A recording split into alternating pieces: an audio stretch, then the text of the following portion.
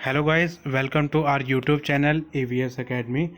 I am Vedveer and we are preparing for UGC NET Commerce Management and PGT Commerce.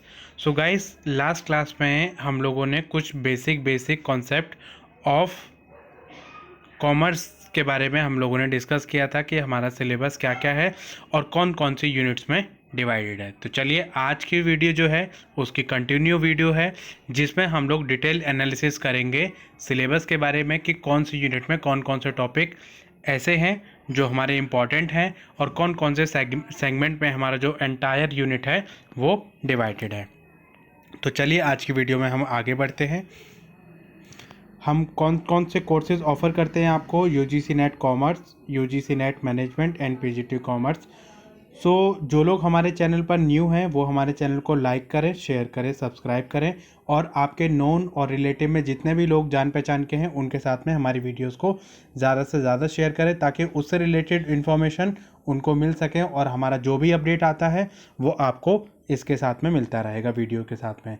तो हमारे जो भी नए नए कोर्सेज अपडेट होते रहते हैं वो हमारे चैनल पर उनकी प्लेलिस्ट आपको मिल जाएगी और जो लोग हमारे कोर्स में एडमिशन लेना चाहते हैं वो गिवन नंबर्स पे हमें कांटेक्ट कर सकते हैं और हमारे अपकमिंग बैचेस को ज्वाइन कर सकते हैं। चलिए अपने बारे में थोड़ा सा इंट्रोडक्शन दे देता हूँ। I am Vedveer and I am UGC NET management commerce qualified as well as MBA, MCOM and BCom। That's all for me. And तो सबसे पहले हम बात करेंगे यूनिट 1 की। तो यूनिट 1 में हमारे दो सेगमेंट डिवाइडेड हैं। Number 1 business environment and international business. तो बिजनेस एनवायरनमेंट में एज पर द सिलेबस आपकी जो बेसिक इंट्रोडक्शन, जैसे इसने लिखा है concept and element of the business environment, तो यहाँ पर इसमें introduction, nature, feature, type already इसमें कवर हो जाता है। तो आप ये नहीं कह सकते कि इसमें एज पर द सिलेबस आपकी टाइप्स नहीं लिखा है और उसमें आपका जो है इंट्रोडक्शन में आपका बेसिक फीचर, इंपॉर्टेंस, ये सब चीज़ें नहीं लिखी हैं। तो ऐसा आपका नहीं है, वो बेसिक कॉन्सेप्ट और एलिमेंट में आपका इंक्लूड हो जाता है। उसके बाद आपका जब बिजनेस एनवायरनमेंट को आप दो पार्ट में डिवाइड करते हो तो कुछ पार्ट में, एक पार्ट में बनता है आपका इंटरनल एनवायरनमेंट और एक पार्ट में बनता है आपका एक्सटर्नल एनवायरनमेंट। तो इंटरनल एनवायरनमेंट का मतलब होता है जो आपका कंट्रोलेबल होता है, विद इन द ऑर्गेनाइजेशन होता है, और एक्सटर्नल एनवायरनमेंट का मतलब होता है जो आपका बियॉन्ड द कंट्रोल होता है। एक्सटर्नल को फिर आप बाद में डिवाइड कर सकते हो, उसको फर्दर पार्ट में डिवाइड कर सकते हो, माइक्रो और मैक्रो। तो यहाँ पर आपको डिटेल में जो पढ़ना है वो आपको इकोनॉमिक सिस्टम, इकोनॉमिक पॉलिसीज़ में monetary policy, physical policy, both are very important, इसमें से क्वेश्चन आता ही आता है। नेक्स्ट आपका political environment, role of government in the business, means how government put restrictions और control and coordination in the business, right. So this is also very important. तो यहाँ पर आप जो जितना भी इकोनॉमिक सिस्टम है, जैसे आपका कैपिटलिस्ट इकोनॉमी है, सोशलिस्ट इकोनॉमी है, मिक्स्ड इकोनॉमी है, वो फीचर्स आपके यहाँ पर आ जाएंगे और इकोनॉमिक पॉलिसीज़ आपके यहाँ पर आ जाएगी, पॉलिटिकल एनवायरनमेंट आपका यहाँ पर आ जाएगा। इसके साथ साथ आपका जो लीगल एनवायरनमेंट है उसमें आपका consumer protection act, FERA, FEMA, social cultural factor, their influences on the business, CSR और business ethics, both are the very important topic. FEMA is also very important topic. पहले फेरा था, फिर उसके बाद FEMA हो गया। तो फेमा को आपको डिटेल में पढ़ना है। कंज्यूमर प्रोटेक्शन एक्ट, ये भी आपको डिटेल में पढ़ना है। तो ये लीगल एनवायरनमेंट में ये टॉपिक आपको डिटेल में पढ़ने हैं, राइट। चलिए नेक्स्ट हम बात करते हैं, next part international business. International business में आपका नेचर, स्कोप, इंपॉर्टेंस, ये आपके फर्स्ट पॉइंट में कवर है। इसके साथ साथ ग्लोबलाइजेशन क्या होता है, इसके ड्राइवर्स क्या क्या होते हैं, ये चीज़ें आपके इसमें कवर हो जाएंगे। और इसमें mode of entry into international business के मतलब जब भी एक कंपनी इंटरनेशनल बिजनेस में जाती है तो उसके कौन कौन से मोड वो यूज़ कर सकती है। इसमें आपका फ्रेंचाइजी है, लाइसेंसिंग है, एक्सपोर्टिंग है, इंपोर्टिंग है, राइट। और आपका टर्न की प्रोजेक्ट है, आपका स्ट्रेटजिक अलाइंसेस है, ये सारी चीज़ें आपकी इसमें कवर होने वाली। तो इनको एक एक टॉपिक को आपको डिटेल में पढ़ना है। लाइसेंसिंग क्या होती है, फ्रेंचाइजी क्या होती है, मर्जर क्या होता है, एक्विजिशन क्या होता है, जॉइंट वेंचर क्या होता है, टर्न की प्रोजेक्ट क्या होता है, इसमें से कई बार आपके क्वेश्चन आ जाते हैं। नेक्स्ट इंपॉर्टेंट जो टॉपिक है वो है आपका थ्योरीज ऑफ इंटरनेशनल ट्रेड। इसमें से थ्योरीज में से हमेशा एक बार एक एक ना एक क्वेश्चन आपको ज़रूर मिलेगा, चाहे वो आपकी मैचिंग मिले, चाहे वो आपकी स्टेटमेंट मिले कि कौन सा टॉपिक आपके लिए कौन सी थ्योरी किसने दी थी, कौन सा जो है वो आपकी मॉडर्न थ्योरी है और कौन सी क्लासिकल थ्योरी है। तो ये चीज़ आपकी इसमें आ जाती है। नेक्स्ट जो चीज़ आती है वो आती है government intervention in the international trade, मतलब आपके बैरियर्स ऑफ इंटरनेशनल ट्रेड हम इसको कह सकते हैं। What are the various tariff और barriers that are imposed by the government to prevent the import और export from the country, right. तो यहाँ पे इंडिया की जो फॉरेन ट्रेड पॉलिसीज़ है ये भी आपको ध्यान रखनी है कि इंडिया की जो फॉरेन ट्रेड पॉलिसी है वो कौन सी चल रही है। जब आप गवर्नमेंट के इंटरवेंशन पढ़ोगे उसी के साथ साथ आप इंडियन जो है फॉरेन ट्रेड पॉलिसी वो भी आपको पढ़नी पड़ेगी। नेक्स्ट है आपका FDI, FPI, FII। ये जो है ये भी बहुत इंपॉर्टेंट है। FDI का बहुत छोटा सा टॉपिक यहाँ पर गिवन है, लेकिन ये आपको डिटेल में पढ़ना है। FDI क्या होती है, कितने टाइप की होती है, कौन कौन सेक्टर में FDI कितनी अलाउड है, तो ये चीज़ आपको यहाँ पर पढ़नी है। नेक्स्ट उसके बाद cost and benefit of FDI to home country and host country. Home country जहाँ की ओरिजिनेटेड कंपनी है और होस्ट कंट्री जहाँ पर वो बिजनेस ऑपरेट कर रही है। ट्रेंड्स क्या क्या है FDI के, इंडिया की पॉलिसी क्या है FDI को लेकर, ये चीज़ें भी आपको पढ़नी है। नेक्स्ट आपका जो इम्पोर्टेंट टॉपिक है वो है आपका balance of payment, importance and component of balance of payment. इसमें आपका balance of trade already include हो जाएगा। तो बैलेंस ऑफ पेमेंट के जो टाइप्स ऑफ अकाउंट बनते हैं, जैसे कैपिटल अकाउंट है, करंट अकाउंट है, ऑफिशियल रिजर्व अकाउंट है, इसके बारे में भी आपको डिटेल में पढ़ना है, ठीक है। और उसमें फिर आपका करंट अकाउंट में क्या क्या आता है, कैपिटल अकाउंट में क्या क्या आता है और आपका ऑफिशियल रिजर्व अकाउंट में क्या क्या आता है, तो ये चीज़ आपकी इंपॉर्टेंट है, राइट। तो इसको इंपॉर्टेंट मार्क आप कर सकते हैं। नेक्स्ट है आपका regional economic integration, most important topic. इसमें से क्वेश्चन आपका आता ही आता है। इसमें लेवल्स जो है वो मोस्ट इंपॉर्टेंट है। लेवल्स आपके सीक्वेंस करने के लिए पूछे जाते हैं या आपका कई बार लेवल्स में से क्वेश्चन आपका आता है। इसके कुछ एग्जाम्पल हैं, जैसे एशियान है, सार्क है, नाफ्ता है, साफ्ता है, ईयूज़ है। तो ये इनके डिटेल्स में क्वेश्चन आते हैं कि किसमें कौन से रीजनल इकोनॉमिक इंटीग्रेशन में कितने मेंबर्स हैं, कौन सी नई कंट्री ऐड हुई है और इसका ऑब्जेक्टिव क्या है, कौन कौन सी इसकी कंट्री मेंबर हैं। इस तरीके के क्वेश्चन आपके इसमें आते हैं। नेक्स्ट जो इंपॉर्टेंट टॉपिक है वो है आपका इंटरनेशनल इकोनॉमिक इंस्टीट्यूशन। इसमें world bank, IMF most important है। इसमें Brayton would conference most important है। अंकटेड इज़ ऑल्सो मोस्ट इंपॉर्टेंट। और आपका WTO के फंक्शन, ऑब्जेक्टिव और आपके एग्रीमेंट ऑफ WTO ये आपका इंपॉर्टेंट है। इसमें गेट्स, ट्रिप्स इनकी फुल फॉर्म्स जो है वो बहुत इंपॉर्टेंट है। ट्रिप्स क्या काम करता है, ट्रिम्स क्या काम करता है और ये कहाँ कहाँ पर किस किस तरीके से इसकी फंक्शनिंग रहती है। तो ये आपका जो यूनिट 1 है वो 2 पोर्शन में सेपरेटेड है, बिजनेस एनवायरनमेंट और इंटरनेशनल बिजनेस। तो ये मैंने आपको बताया कि दोनों पोर्शन जो वो अलग अलग पोर्शन की तरह स्टडी करने हैं। बिजनेस एनवायरनमेंट पहले एक सेपरेट यूनिट थी और इंटरनेशनल बिजनेस एक सेपरेट यूनिट थी। चलिए नेक्स्ट जो यूनिट है हमारी accounting and auditing. Accounting and auditing में जितना भी आपने ग्रेजुएशन और PG में पढ़ा है वो सारी चीज़ें आपकी इसमें कवर हो जाती है। जैसे बेसिक अकाउंटिंग प्रिंसिपल हैं, इसमें आपका कॉन्सेप्ट और कन्वेंशंस ये चीज़ें आपकी इसमें आ जाएंगी। अच्छा, यहाँ पर आपका जो नेचर, बेसिक, ऑब्जेक्टिव, फंक्शन ये सारी चीज़ें आपकी बेसिक अकाउंटिंग प्रिंसिपल के साथ ही आपकी कवर हो जाएंगी। इसके बाद आपका पार्टनरशिप अकाउंटिंग है। पार्टनरशिप अकाउंटिंग में आपका एडमिशन, रिटायरमेंट, डेथ ये छोटे छोटे टॉपिक लिखे हुए हैं। इसी में आपका पार्टनरशिप डीड आ जाएगी। पार्टनरशिप डीड के जो है पार्टनर्स कितने टाइप के होते हैं ये सारी चीज़ें आ जाएंगी। एडमिशन कैसे होता है, एडमिशन में आपका जो कैलकुलेशन पार्ट आपका आ जाएगा। और रेशो कैलकुलेशन यहाँ पर मोस्ट इंपॉर्टेंट है क्योंकि रेशो में से क्वेश्चन हमेशा आपका आता ही आता है। नेक्स्ट है आपका रिटायरमेंट, डेथ और डिसोल्यूशन ऑफ पार्टनरशिप फर्म और dissolution of partnership and insolvency of partnership firm. ये मोस्ट इंपॉर्टेंट टॉपिक है, इसमें से आपका क्वेश्चन आता ही आता है। नेक्स्ट आता है आपका कॉर्पोरेट अकाउंटिंग। कॉर्पोरेट अकाउंटिंग में जितना भी आपने कॉर्पोरेट अकाउंटिंग में इशू ऑफ शेयर, फॉरफीचर और आपका types of share, liquidation of company, acquisition, merger, amalgamation, इसमें से एक्विजिशन अमलगमेशन में से थ्योरी आएगी आपकी। इशू, फॉरफीचर और री इशू में से प्रैक्टिकल पोर्शन आएगा। इसमें से बोलेगा कैपिटल रिजर्व को कैलकुलेट करने के लिए बोलेगा कि इसमें से कैलकुलेट करके बताइए कैपिटल रिजर्व कैसे निकलता है। नेक्स्ट आपका holding company account, theory portion. Cost and management accounting में marginal costing practical, break even analysis practical, standard costing practical, budgetary control theory, process costing, ABC costing और costing for decision making, cycle life cycle costing, ये सब आपका theory portion है।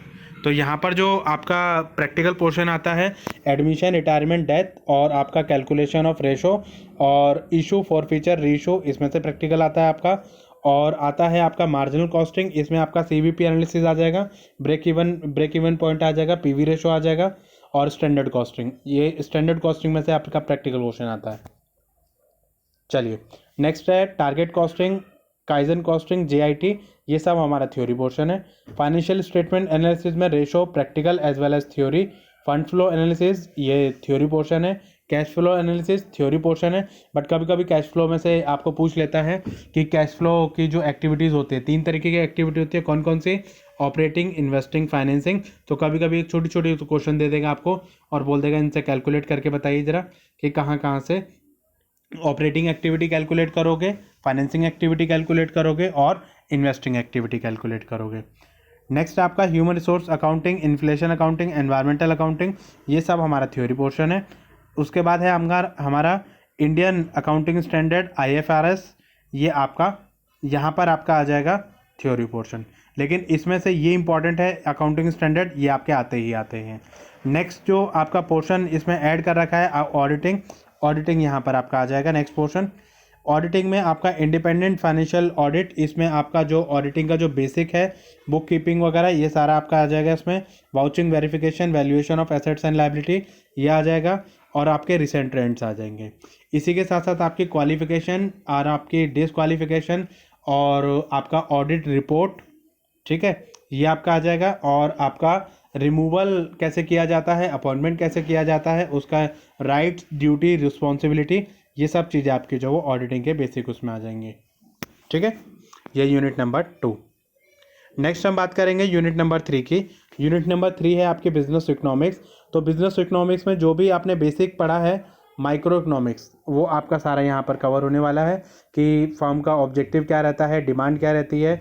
Demand में आपका elasticity of demand अपने आप में एक बड़ा टॉपिक है, लॉ ऑफ डिमांड अपने आप में एक बड़ा टॉपिक है और रिलेशन ऑफ AR-MR ये आपका इसमें आ जाएगा। और उसके बाद नेक्स्ट आता है आपका कंज्यूमर बिहेवियर, इसमें यूटिलिटी एनालिसिस आ जाएगा। यूटिलिटी एनालिसिस में कार्डिनल यूटिलिटी और ऑर्डिनल यूटिलिटी दोनों को पढ़ना है। इंडिफरेंस कर्व एनालिसिस ये आपको पढ़ना है। बजट लाइन आपको पढ़ना है। इसके साथ साथ आपको consumer equilibrium with the help of indifference curve and budget line ये आपको पढ़ना है। और आपका consumer equilibrium in case of 1 commodity, consumer equilibrium in case of 2 commodity, ये मोस्ट इंपॉर्टेंट है, इसमें से क्वेश्चन आपका बनता ही बनता है। और इसके साथ साथ आपका जो है एक्सपेंशन इन डिमांड और एक्सटेंशन इन डिमांड कर्व, ठीक है, ये चीज़ आपकी आ जाएगी। इसमें से कई बार आपका क्वेश्चन आ जाता है। नेक्स्ट आता है law of variable proportion, return to scale, most important. Theory of cost, इसमें से आपका short run, long run cost, इसके कर्व की शेप वगैरह ये आपको ध्यान रखनी है। और कौन कौन सी कॉस्ट आपकी इसमें आएंगी, शॉर्ट रन में कौन कौन सी कॉस्ट रहती है। शॉर्ट रन में आपका जो फिक्स कॉस्ट और वेरिएबल कॉस्ट दोनों रहती है और लॉन्ग रन में आपकी फिक्स सारी कॉस्ट आपकी वेरिएबल हो जाती है, फिक्स कॉस्ट आपकी नहीं रहती है। प्राइस डिटर्मिनेशन मोस्ट इंपॉर्टेंट, इसमें से क्वेश्चन आपको मिलेगा ही मिलेगा। आपकी फॉर्म्स ऑफ मार्केट स्ट्रक्चर, जैसे आपका जो ओलिगोपोली है, मोनोपोली है, मोनोपोलिस्टिक है, डिओपोली है और आपका इम्परफेक्ट कंपटीशन, ये चीज़ें आपकी आ जाएंगी। ठीक है, इसमें से आपका डिफरेंशिएशन थ्योरी दोनों आपका आ जाता है कई बार। और फीचर्स जो है वो आपको पढ़ के ज़रूर जाने हैं और प्राइस डिटर्मिनेशन पढ़ के जाना है। ठीक है, मोनोपोली में क्या क्या रहेगा आपका और प्राइस डिटर्मिनेशन आपका कैसा कैसा रहेगा, प्राइस डिस्क्रिमिनेशन क्या होता है। और इसी में एक चीज़ आती है किंग डिमांड कर्व, वो भी आपका मोस्ट इंपॉर्टेंट है। प्राइसिंग स्ट्रेटेजी, ये आपकी मार्केटिंग वाली प्राइसिंग स्ट्रेटेजी है।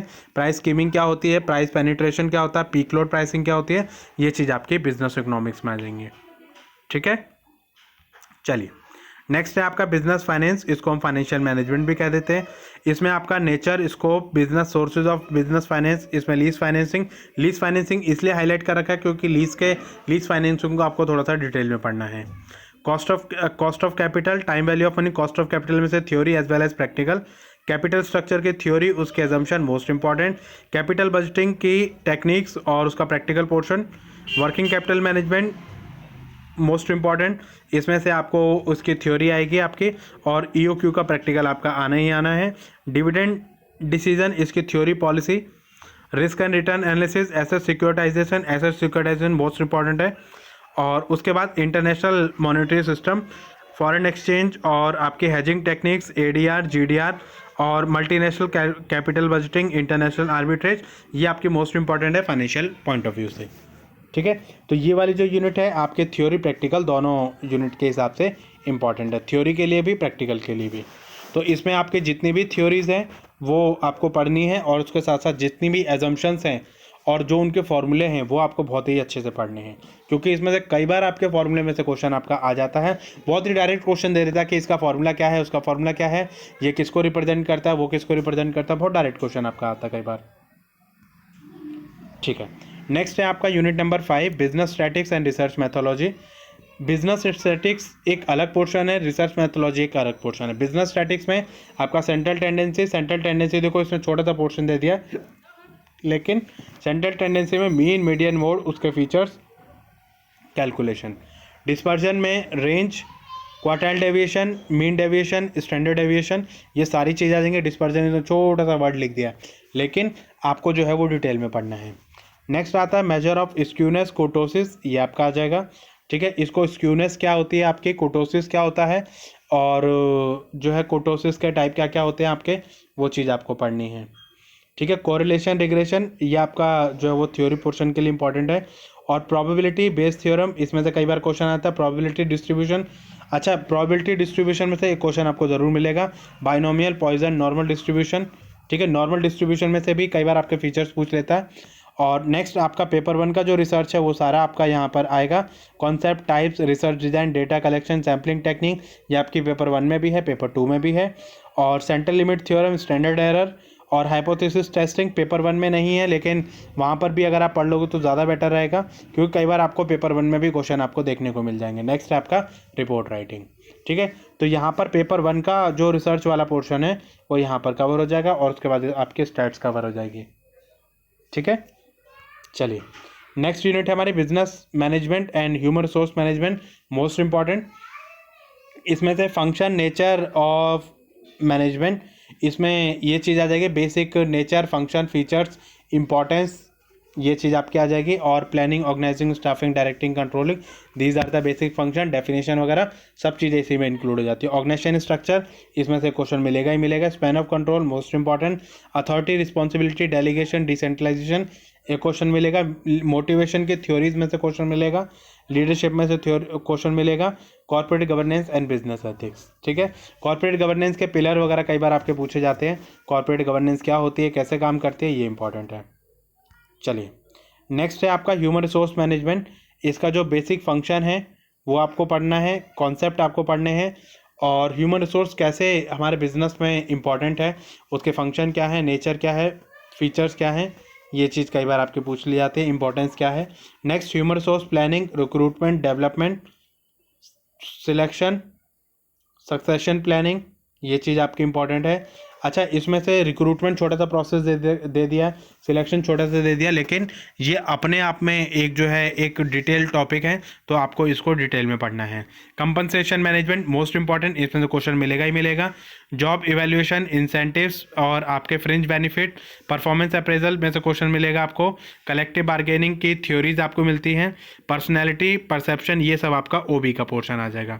यहाँ से आपका ओबी स्टार्ट हो जाती है। Personality, perception, attitude, group dynamics, conflicts, negotiation, stress management, organisation culture, OD और ऑर्गेनाइजेशन चेंज, ये सब आपका जो है वो ओबी का पार्ट है, ऑर्गेनाइजेशन बिहेवियर।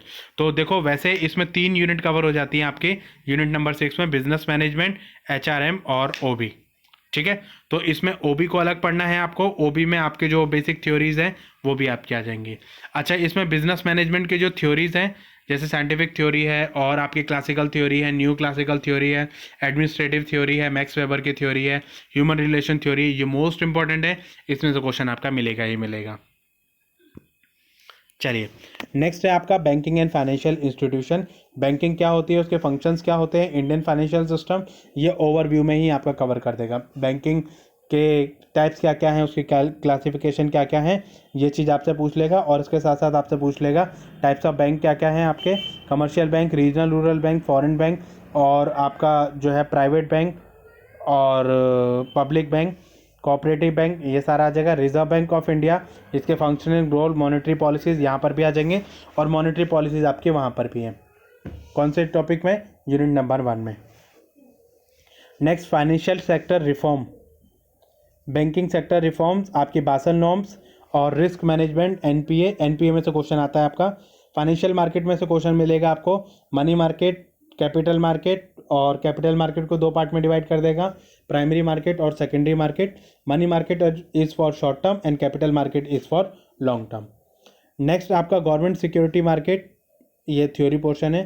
फाइनेंशियल इंस्टीट्यूशन और आपके जो है NBFC, mutual fund, pension fund, ये आपकी इंपॉर्टेंट है। इसमें फाइनेंशियल इंस्टीट्यूशन और उसकी फंक्शन ये इंपॉर्टेंट है।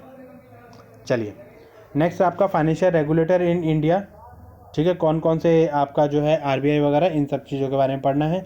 और इसमें जितने भी डिजिटलाइजेशन है, मनी बैंकिंग, ई बैंकिंग और आपका internet banking, mobile banking, digital payment, UPI है, भीम है और गूगल पे, फ़ोन पे, ये सब चीज़ें क्या हैं, इससे इम्पॉर्टेंट है। और उसके बाद आता है नेक्स्ट आपका इंश्योरेंस। इंश्योरेंस में आपका लाइफ इंश्योरेंस और नॉन लाइफ इंश्योरेंस, ये सब आपका थ्योरी पोर्शन है। नेक्स्ट है आपका market, unit number 8, marketing management, most important. इसमें मार्केटिंग के जो बेसिक कॉन्सेप्ट हैं, इसके अप्रोचेस, ये मोस्ट इंपॉर्टेंट है। मार्केट अप्रोचेस में देखो, आपके जितनी भी अप्रोचेस आप पढ़ोगे उसमें आप production approach, product approach, marketing approach, selling approach और सोसाइटल मार्केटिंग अप्रोच, ये आपको पढ़नी है। मार्केटिंग सेलिंग में डिफरेंस, मार्केटिंग चैनल क्या होते हैं, और उसके बाद मार्केटिंग मिक्स छोटा सा लिखा है यहाँ पे, लेकिन आपको ये डिटेल में पढ़ना है। प्रोडक्ट, प्राइस, प्लेस, प्रमोशन, ये पहले था आपका, लेकिन 3 P's बाद में ऐड हुए, पीपल, प्रोसेस, फिजिकल एविडेंस, ठीक है। उसके बाद नेक्स्ट आता है आपका स्ट्रेटेजिक मार्केट प्लानिंग। इसमें एसटीपी की स्ट्रेटेजी आ जाएगी, मोस्ट इंपॉर्टेंट है। इसमें से क्वेश्चन आपको मिलेगा ही मिलेगा। सेगमेंटेशन, टारगेटिंग, पोजीशनिंग, इनकी स्ट्रेटेजी से क्वेश्चन पूछता है।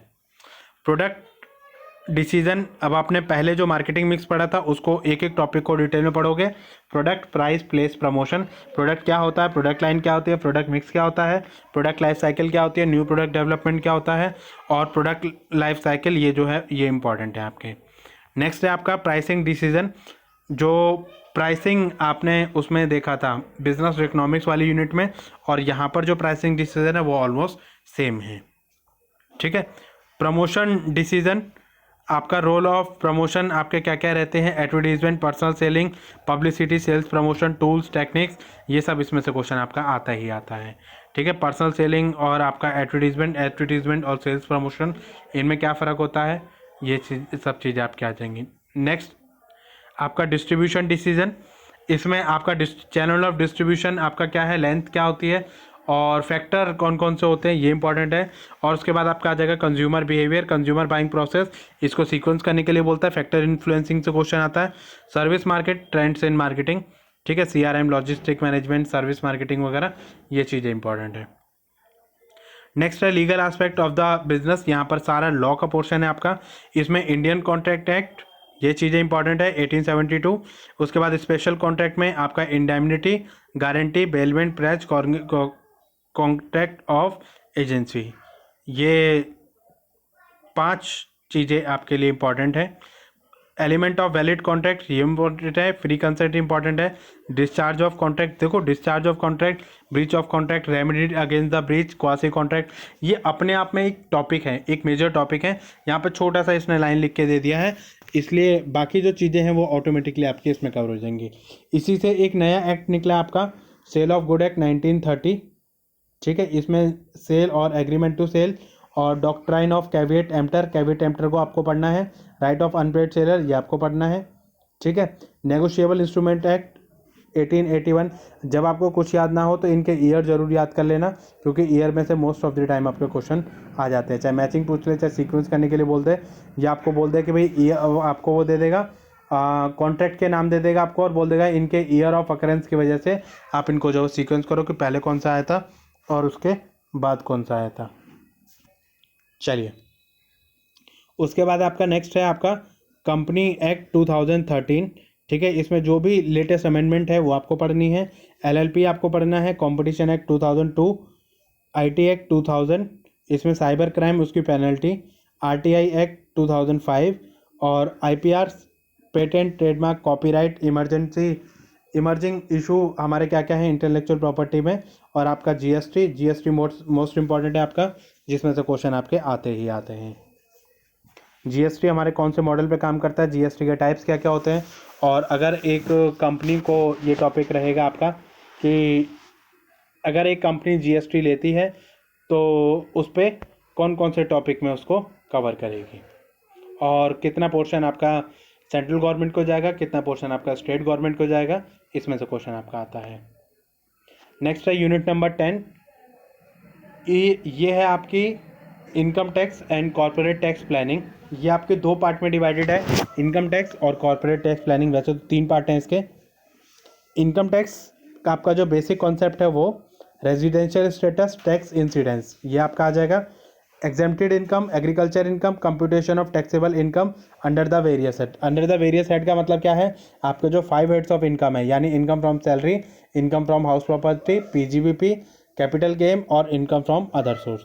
डिडक्शन इंपॉर्टेंट है, assessment of individual, clubbing of income, और आपका set off and carry forward यहाँ पे नहीं लिखा है लेकिन वो भी इंपॉर्टेंट है आपका। नेक्स्ट आपका है इंटरनेशनल टैक्सेशन।